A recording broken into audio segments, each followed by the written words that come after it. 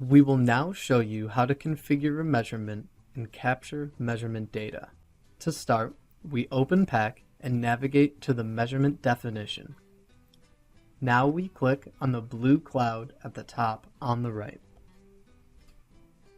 We select our MicroQ in the drop-down menu and click on Connect. All available channels of the MicroQ are automatically listed and may be configured.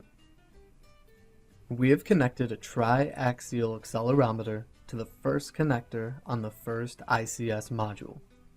The X, Y, and Z directions of the accelerometer are displayed as separate channels. If you double-click on a channel, a configuration window opens.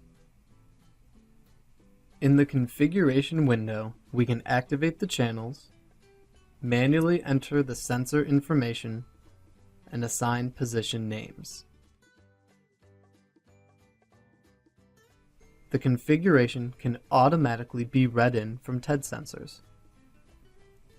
We can see that, for example, the calibration factor, the sensor manufacturer, and the sensor description have been entered automatically.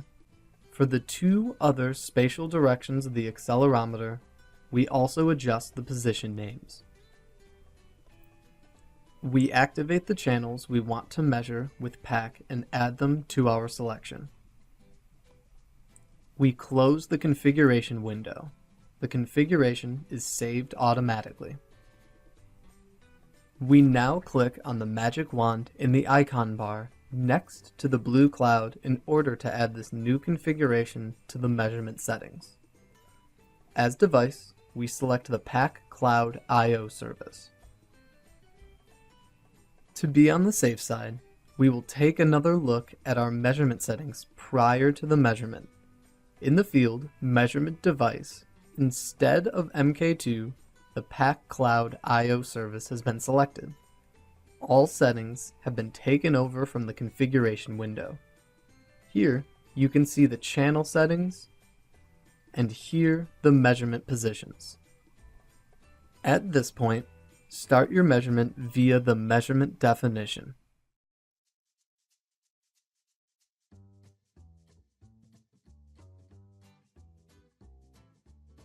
Once you've finished, the measurement data can be found in the measurement data path. We can now start our analyses.